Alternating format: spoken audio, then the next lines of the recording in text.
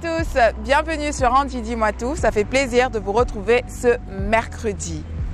Nous avons entamé déjà le mois d'août et comme je vous l'ai dit, c'est le mois qui va parler de restauration, de réhabilitation, de rétablissement et ainsi de suite. Vous avez eu vous avez eu la vidéo d'introduction dimanche et je vous demande juste regarder pour savoir un peu ce qui est préparé pour ce mois-ci. On va entrer directement dans le vif du sujet. Réhabilitation ou rétablissement, restauration sont des mots qu'on peut utiliser de manière interchangée et qui veulent tous dire mettre quelque chose au niveau où il était avant ou mettre à un certain niveau, redorer pour aller plus simple. Il y a une série de versets que j'ai préparés pour vous. Donc, je vous demande, avant que j'entre dans le vif du sujet, et votre Bible à côté, ou si elle est dans votre téléphone, n'hésitez pas à l'ouvrir déjà. Comme ça, vu que vous savez déjà que je parle très vite, comme ça, on va commencer à lire au fur et à mesure, vous et moi. D'accord? En commençant, j'aimerais que vous puissiez lire avec moi Ésaïe 11:1 qui nous dit « Alors un rameau sortira de la souche d'Isaïe et de ses racines, une pousse portera du fruit. » Je recommence. Alors un rameau sortira de la souche d'Isaïe et de ses racines, une pousse portera du fruit. Est-ce qu'on comprend bien? C'est dans Ésaïe 11:1. On va entrer vite dans le sujet. Maintenant qu'on a donné un verset, vous avez le verset phare et vous avez une idée de ce sur quoi on va parler. On va parler du fait que même des ruines, quelque chose de bien peut sortir. Alors que tu penses que c'en est fini pour toi, que tu ne pourras pas te remettre de cette dépression causée par une relation amoureuse, causée par la perte du travail, causée par cette maladie qui t'a rendu infirme. Il y a plein de raisons pour lesquelles on aimerait tant que Dieu restaure quelque chose en nous. Par exemple, même pour ceux qui ont un ministère ou ceux qui sont en train d'opérer des délivrances, ils reviennent très souvent vers Dieu, ou bien du moins les gens que j'ai autour de moi rentrent vers Dieu et demandent à Dieu de les restaurer. Pourquoi? Parce qu'ils ont donné tellement que d'une certaine façon, ces délivrances-là les a affaiblis et ils ont besoin que Dieu puisse les remettre à niveau, puisse les remplir spirituellement afin qu'ils puissent avoir la possibilité de vaincre le péché quand il vient vers eux. Parce que une fois qu'ils sont faibles, le péché peut facilement... Le malin, peut pousser le péché vers eux et ce péché va entraîner quoi dans leur vie? La mort. Et la mort, quand je parle de mort, je ne parle pas seulement de mort physique, ça peut être spirituel et ainsi de suite. Donc, il y a une série de versets que j'ai préparés pour vous, comme je disais.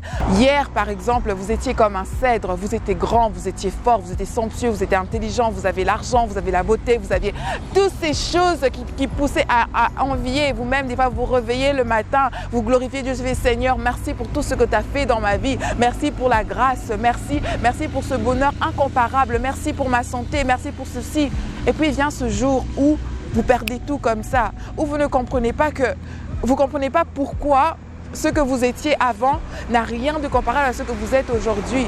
De ce beau bâtiment somptueux que vous êtes, il ne reste que de ruines. De cet arbre gigantesque que vous étiez, il ne reste qu'un tronc sec et peut-être aussi des racines qui tiennent encore. Vous n'arrivez pas à comprendre pourquoi vous n'arrivez pas à vous relever. Vous dites, mais Seigneur, mais qu'est-ce qui arrive dans ma vie? J'ai besoin d'être restauré, j'ai besoin d'espérer, j'ai besoin de retrouver ma joie, j'ai besoin de retrouver mon bonheur, j'ai besoin de regagner mon mariage, j'ai besoin de trouver un boulot, j'ai besoin de retrouver ma puissance financière, j'ai besoin d'être où tu m'avais mis, mais qu'est-ce qui se passe? Et des fois tu te dis, ok, tu te sens tellement déprimé et tu penses que c'en est tout pour toi, tu penses que tu penses que demain sera comme aujourd'hui. Tu penses que ton lendemain n'a plus d'avenir et tout ce que tu veux, c'est être restauré. Tu pries pour la restauration. Même des fois, tu n'as même plus la force de prier parce que tu as l'impression que tu es en train de prier pour le même sujet over and over again, mais que rien n'est en train de changer. Aujourd'hui, moi, j'ai une bonne nouvelle pour toi. Alors que le diable pense qu'il t'a déstabilisé, alors que le diable pense qu'il Là, le dernier mot pour toi. Moi, je viens te dire ce soir que le dernier mot se trouve en Jésus-Christ. Le dernier mot se trouve en Dieu. Le dernier mot se trouve dans la Bible. Cette Bible, je vais la partager avec toi aujourd'hui. Et j'espère que cette capsule va réveiller quelque chose en toi. J'espère que cette capsule va te redonner l'espoir que tu avais, l'espérance. Parce que Dieu, lui, n'a pas fini avec toi. Il a des bons projets pour toi. Il a des projets de bonheur et non de malheur. Et il veut que tu puisses prospérer comme prospère l'état de ton âme. Dieu a besoin que tu puisses croire en lui. Et moi, si je peux t'aider un tout petit peu à croire en cette restauration, et si je peux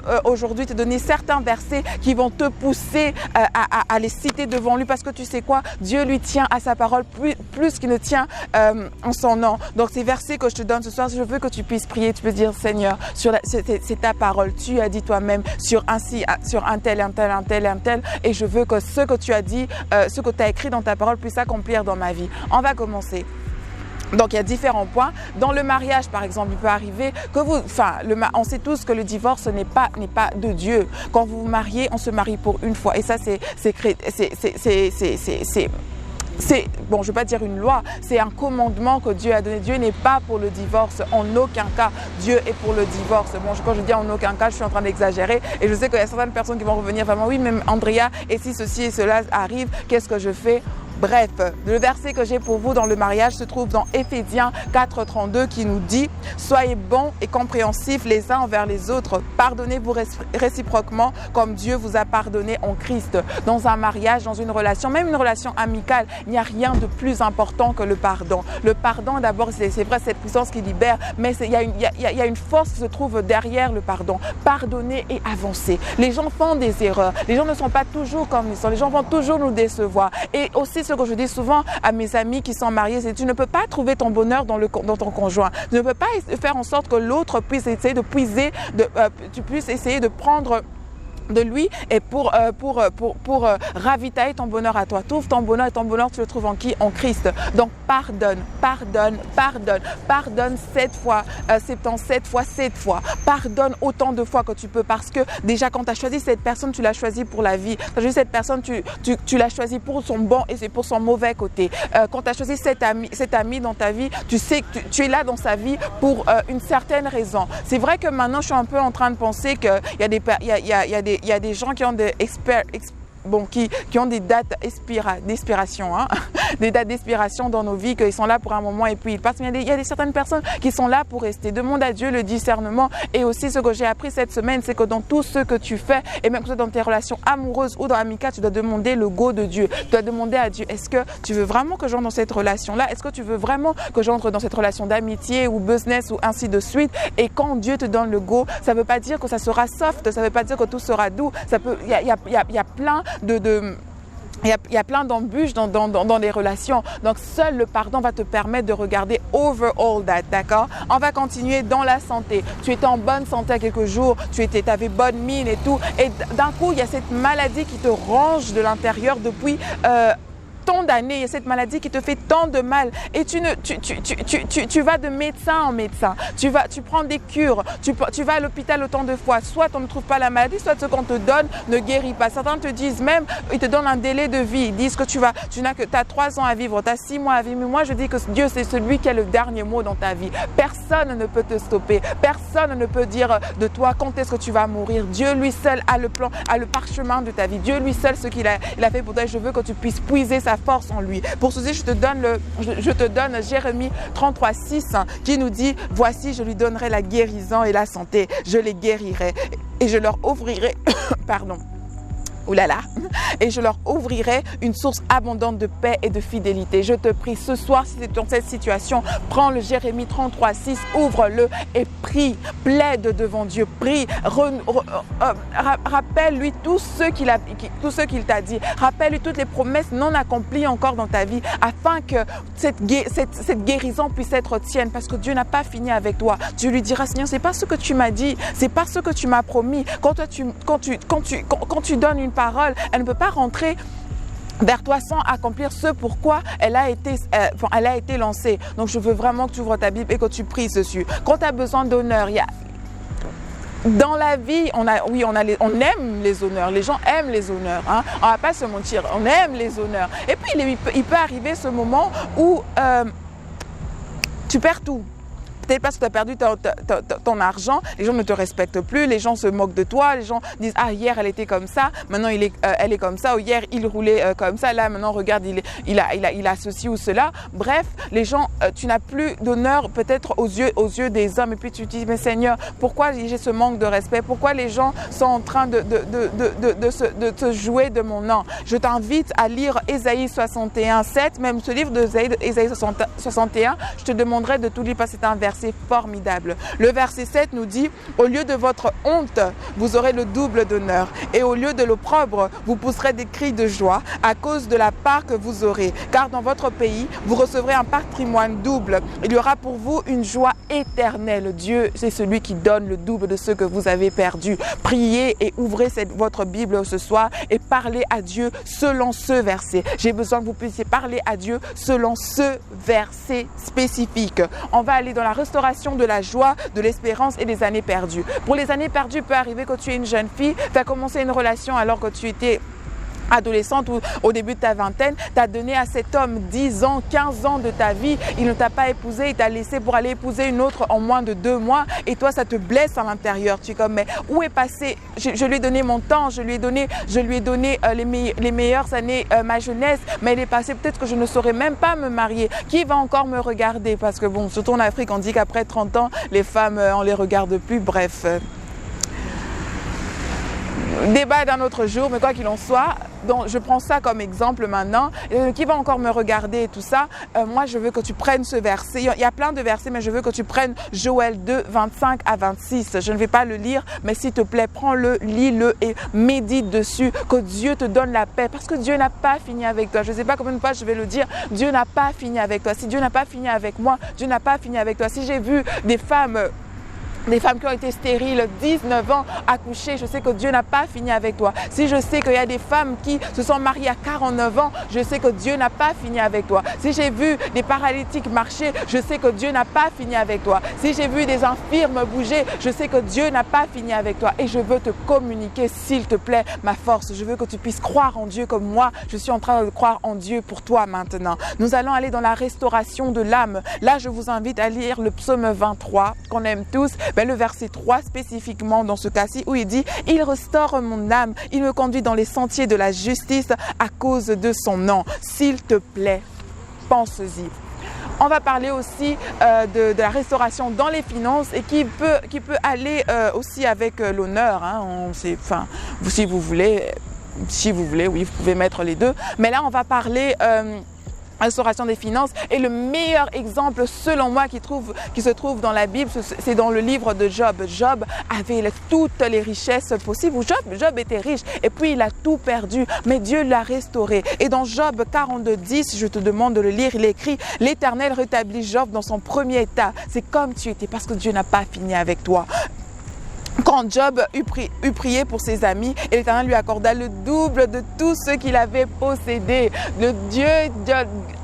Il y a ces chansons qui disent que Dieu donne toujours le double. Donc c'est merveilleux, c'est merveilleux, c'est merveilleux. La restauration spirituelle, que Dieu fasse toutes les choses nouvelles dans ta vie. Je t'invite à lire Ésaïe 1,18 qui dit « Venez et plaidons, dit l'Éternel. Si vos péchés sont comme la cramoisie, ils deviendront blancs comme la neige. S'ils sont rouges comme la pourpre, ils deviendront comme de la laine. » Exactement, chaque fois qu'on parle de restauration spirituelle, il peut arriver que vous avez fait un péché qui reste en vous comme tel un fardeau, qui vous blesse toujours.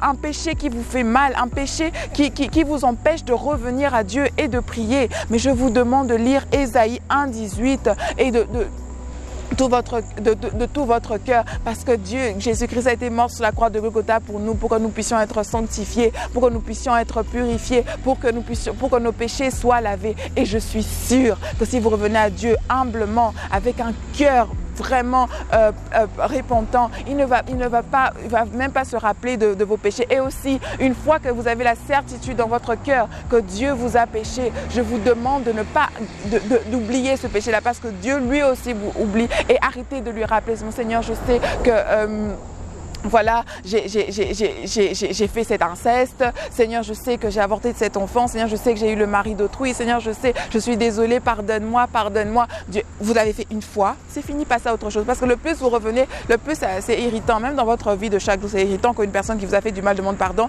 et qui revient toujours sur la même chose. Donc, passez à autre chose. La restauration de l'espérance. Vous n'avez plus de force, vous ne savez plus où aller, vous ne savez plus quoi penser, vous ne pensez même pas qu'il y a l'espoir d'un lendemain meilleur. Moi, je vous donne le psaume 126, 5 qui dit « Ceux qui sèment avec des larmes moissonneront avec des chants d'allégresse.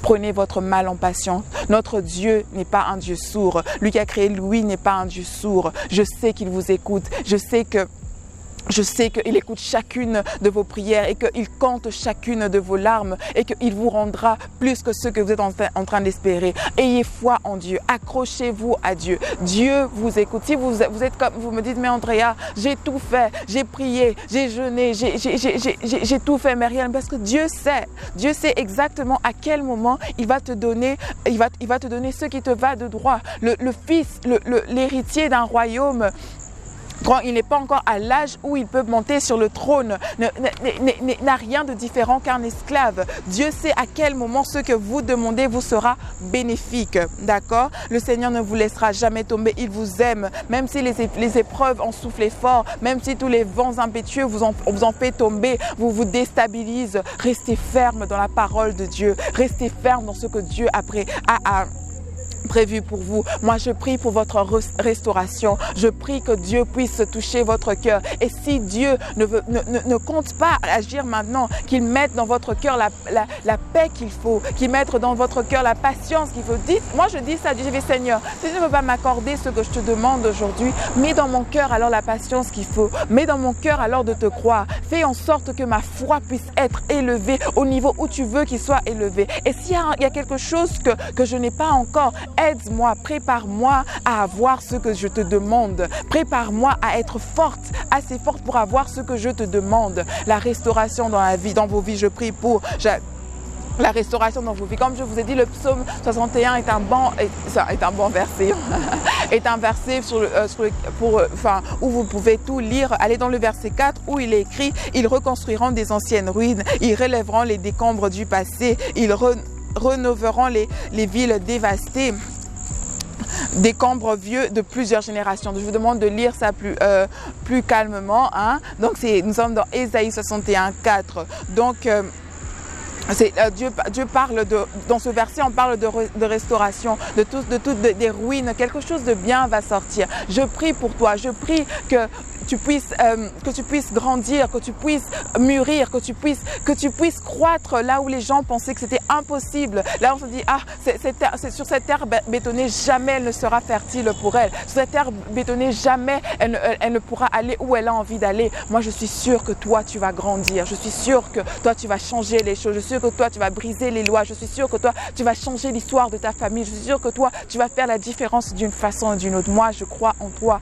Si j'ai la force maintenant de croire en quelqu'un, je crois en toi et je veux que tu puisses croire en toi au même niveau que moi je suis en train de croire en toi. Demande à Dieu personnellement, je te demande de faire des prières ce soir, dis à Dieu, Seigneur, je sais que tu es un Dieu capable, rien ne t'est impossible. Je vous dis merci d'avoir suivi cette vidéo jusqu'à la fin. Ah là, je sens le Saint-Esprit en moi, c'est super, j'adore ça.